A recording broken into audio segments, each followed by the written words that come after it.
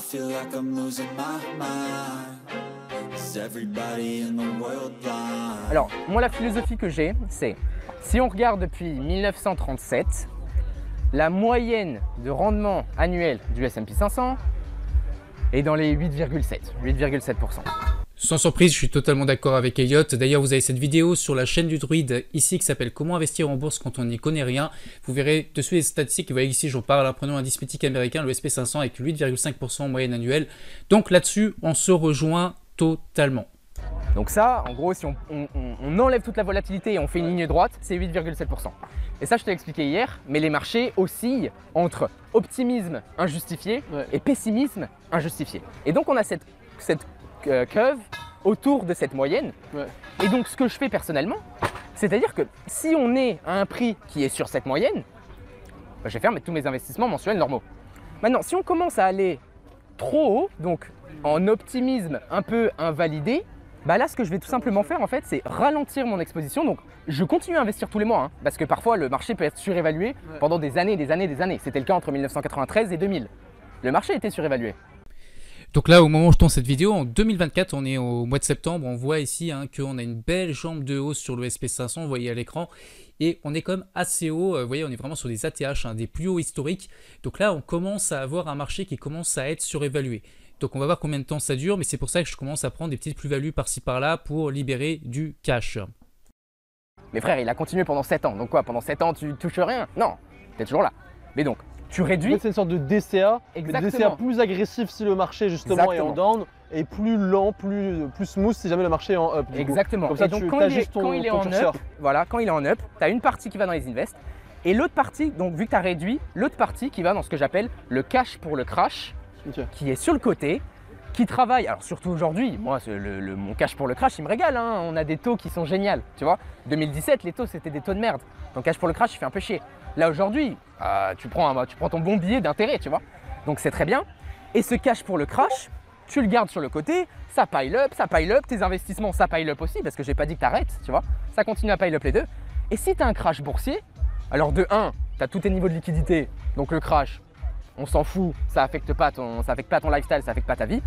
Et surtout, encore une fois, j'ai toutes mes règles de DCA, donc inversées, où là c'est plus agressif. Si le marché chute de moins 20%, qu'on est en dessous de cette moyenne long terme, et donc par exemple moi les plus gros coups que j'ai fait, bah, c'était Covid. C'était Covid.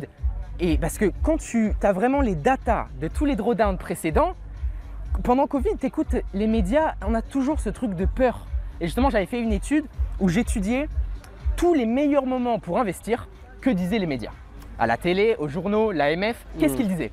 Tous. Quand on est à all-time high, c'est la bourse se porte extrêmement bien, tout va bien, les taux de chômage sont extrêmement bas, parce qu'on a une corrélation qui est inverse. Donc c'est-à-dire quand tout va bien, que les marchés sont extrêmement surévalués, les taux de chômage sont très bas. Parce que justement, tout le monde peut se permettre d'investir. Et à l'inverse, quand on est à la fin d'un bear market, les taux de chômage sont extrêmement hauts, donc tu écoutes les infos, qu'est-ce qu'on te dit? L'économie, elle va extrêmement mal, on est en récession, le taux de chômage est à des all-time high, tout va mal. Qui va investir à ce moment-là? Tu vois? Et il faut enlever ce bruit et s'en contenter à de la data. Et c'est pour ça que j'aime bien cette histoire de moyenne. C'est que là, il n'y a pas de t'écoutes monsieur à la télé qui te dit d'investir. Non, arrête tout ça, tu vois. Arrête tout ça. Un truc précis, tu fais ça. Et Covid, c'est ce que j'ai fait. Covid, c'est ce que j'ai fait. Et donc, j'avais envoyé une grosse partie de mon patrimoine dans mes invests, Nasdaq, S&P, etc. Crypto aussi. Pendant ces gros dips début 2020. Et c'est des coups où j'ai multiplié mon argent de manière très importante, tu vois. Alors que, crois-moi, ça me faisait mal intérieurement d'envoyer de l'argent. Alors là où justement c'est bien. Alors que tu te dis, ouais mais là c'est Covid, là c'est différent.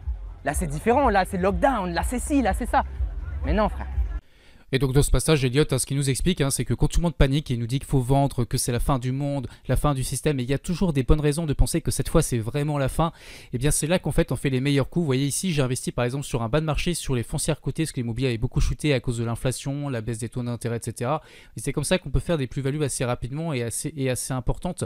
J'avais une ligne où j'avais fait plus 40%, mais je l'ai clôturée. Et voilà, c'est comme ça qu'on fait les bonnes affaires. C'est l'approche de Warren Buffett, l'approche value quality, où on va profiter des actions quand elles sont sous-cotées et pas les acheter quand elles font que monter. Et c'est pour ça qu'actuellement sur le portefeuille du druide, j'ai tendance plutôt à revendre quelques actifs pour libérer du cash, exactement comme l'a expliqué Elliot. En fait, on se rejoint, mais alors totalement. Et ça me permet, le moment où le marché va se retourner et va baisser énormément, par exemple à moins 15, moins 20% sur le SP500, eh bien c'est à ce moment-là que je vais pouvoir réinjecter tout ce cash, puis tout ce que je vais épargner.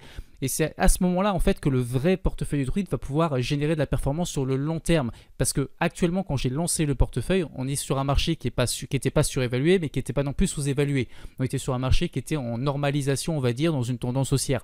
Et donc c'est pas le moment où on fait les plus belles affaires. Donc voilà, vous comprenez un petit peu l'idée. Moi, j'adhère totalement à ce que nous explique ce trader Elliott. Donc je vais vous partager ça sur ma chaîne. C'est toujours intéressant de partager aussi le point de vue d'autres personnes et d'autres youtubeurs. Et surtout quand on se rejoint. Donc écoutez, je suis ravi de vous avoir présenté ça. Et on vous souhaite à tous d'excellents investissements et d'excellents trades. Et à très bientôt pour une prochaine vidéo sur la chaîne du Druide.